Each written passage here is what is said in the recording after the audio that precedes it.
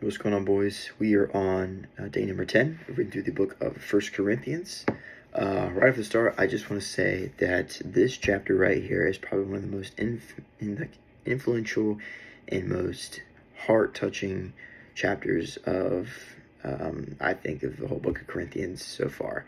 Not to say what we haven't read hasn't been important, but I really do think what I am going to be covering over the next few minutes is really going to be something that we should all take to heart, and we should really use whenever we are feeling down and when we are feeling just, lost and we don't feel like there's ever a way out. So for today, we're going to be talking about 3 different sections. We're going to be talking about Paul's going to cover some warnings from Israel's history, basically just kind of like looking like this has happened.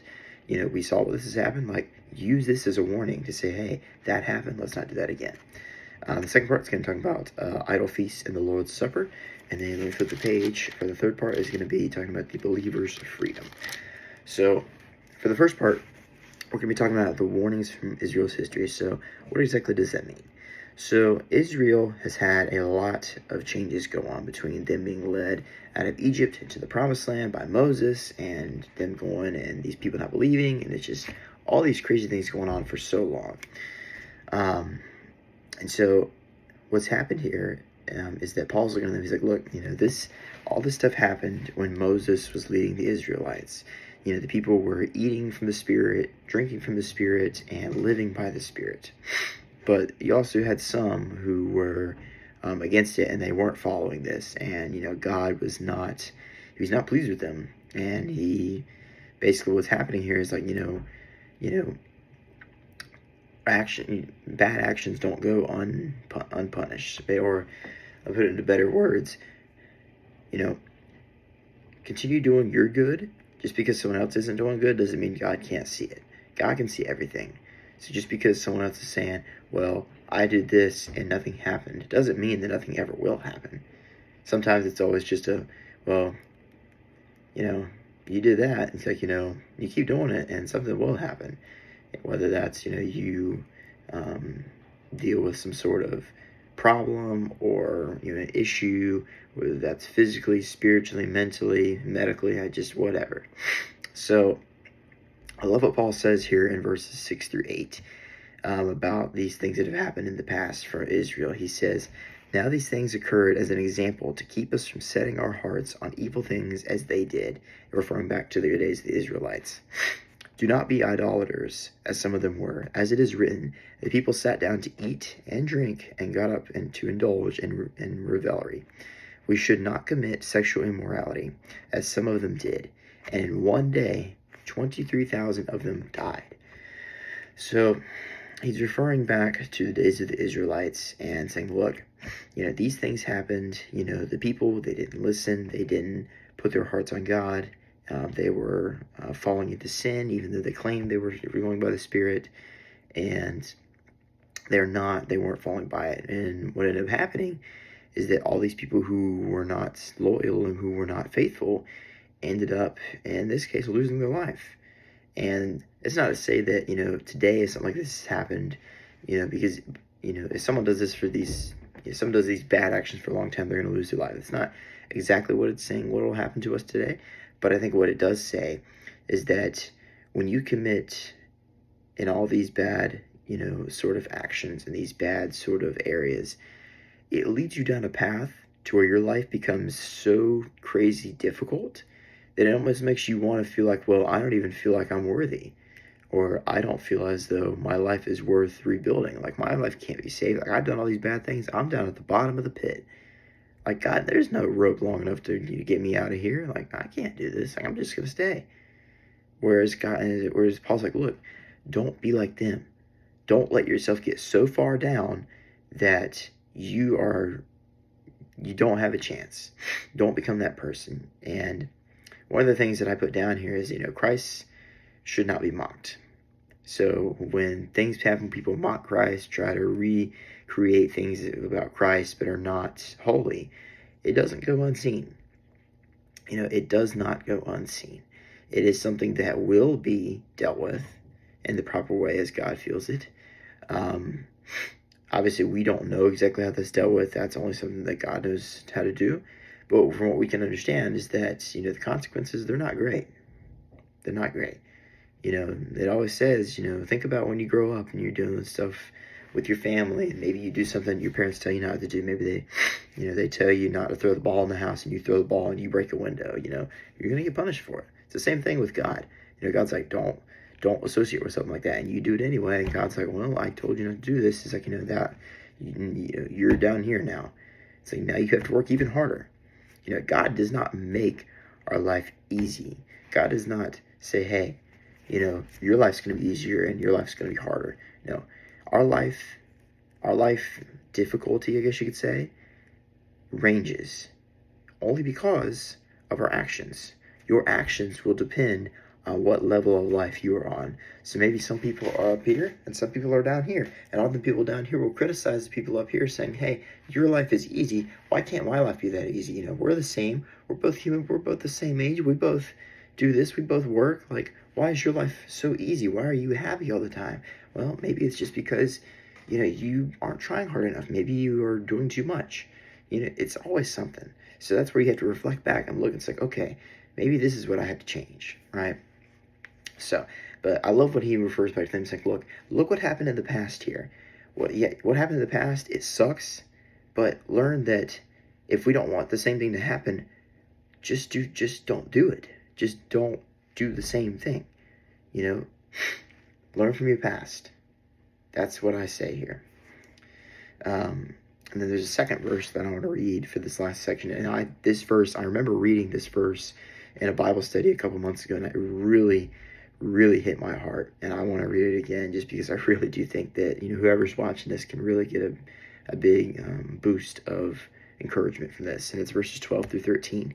It says, so if you think you are standing firm, be careful that you don't fall. No temptation has overtaken you except what is common to mankind, and God is faithful. He will not let you be tempted beyond what you can bear, but when you are tempted, he will also provide a way out so that you can endure it. This quote, I remember having to read it, and we would have to memorize it, and this quote was probably the most difficult quote that I had to memorize. And now that I look back at it, it's not the memorizing part of it. It's the way it impacts your life when you read it. When you read it aloud, you really do feel as though God is, sitting in front of you.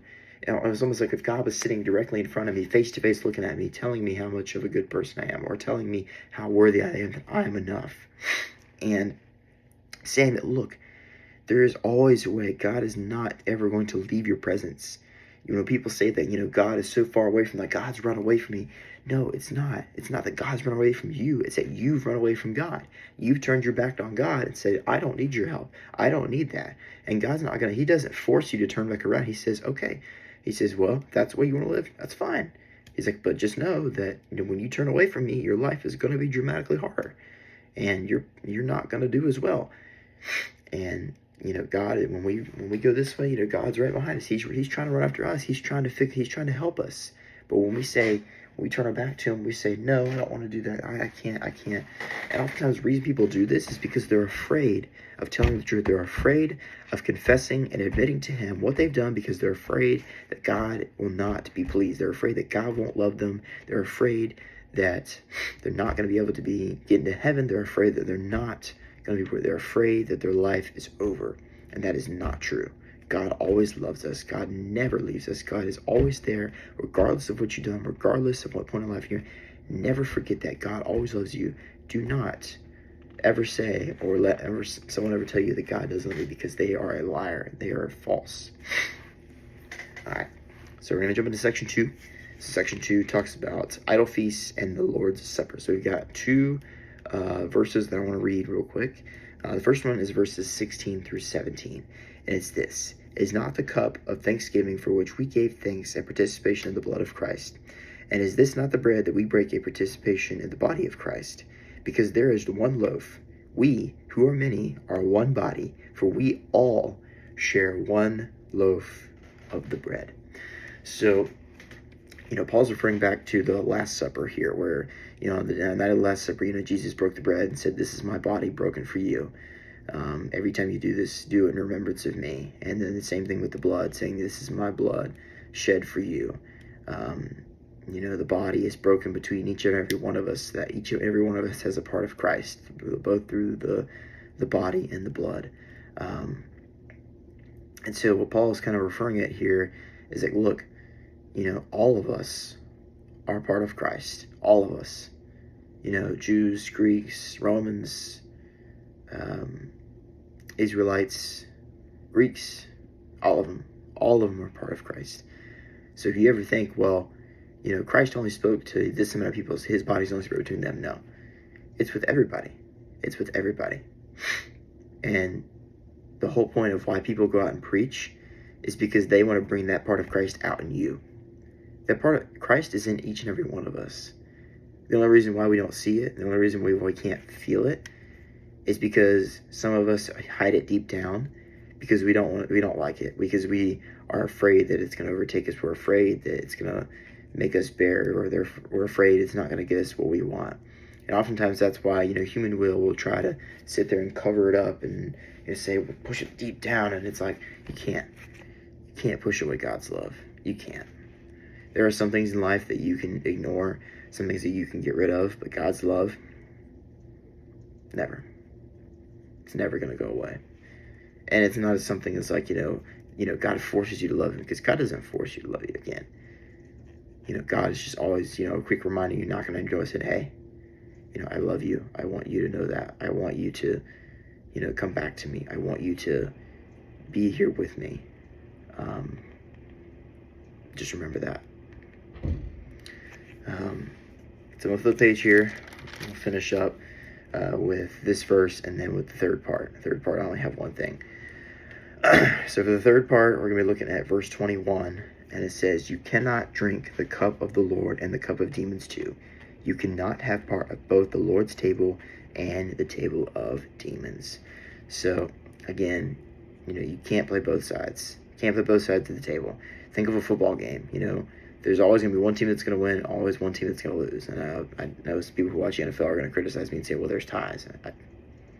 There's no ties in life. There is no ties. It's either there's a winner and there's a loser. And in life, you're going to be on both sides. Probably about the same on both. But ideally, when you're winning, you want to be grateful and you want to be proud. But when you're losing, you also want to be, you want to look at what you did, see what you did wrong, and use it to move forward. When you lose, don't get mad at other people.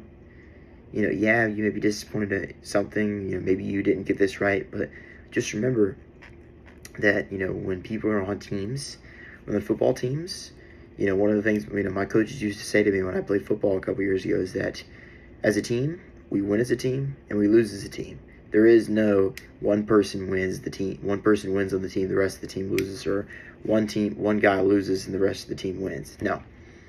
It's either the whole team wins or the whole team loses. That's it, period. There's nothing else. That is the point of life. It's either you win or you don't. And your actions depend on that. Your actions will lead you on the path. And you can probably figure that out, which one it is. And you got to choose the right path. And that's where God steps in and says, hey, let me lead you to that right path. It's going to be tough. There's going to be a lot of bumps in the road. But come with me. Take my hand. We'll do this together. And so for the last verse, it's going to be in the third section called the believer's freedom. And it's going to be verses 31 through 33.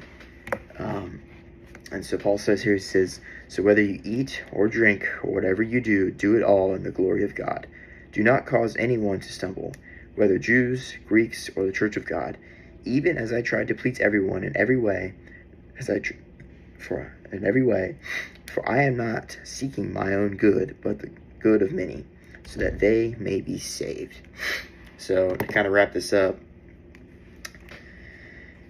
allow God to be a part of your everyday life. Allow God to be there when you wake up. Allow him to be there when you go to work, when you go to school, when you go to the gym, when you go see your friends, when you go see your family, when you go to the store, when you do anything. And literally just anything. Don't say that, God can be a part of 99% of your life, and then there's 1% he can't.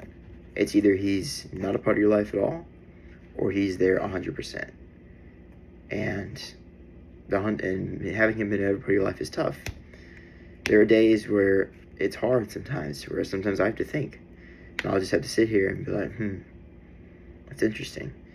But I always have to remind myself that, look, I can't get things done if I just sit here and don't do anything. Like, God's always, knocking on my head saying, look, just do it. Whether it's send a certain email or, text my buddy or, get out of the house, whatever. Whatever it is for you, just do it. Just remember that God will lead you in the right path. And you'll know when God's speaking to you. You'll know. There isn't like a certain secret code or a secret, formula, but you'll know. It's something that is unique to each and every one of us. That's what makes us special. And that's why God's love is so good. It's because he loves each and every one of us. And that is today's lesson for 1 Corinthians chapter 10. I hope you guys have enjoyed this series. I am looking forward to these coming weeks. I have something really great happening in a little over a week and a half. Looking forward to sharing that. But other than that, I hope you guys have enjoyed. I hope you guys are having a great start to your week.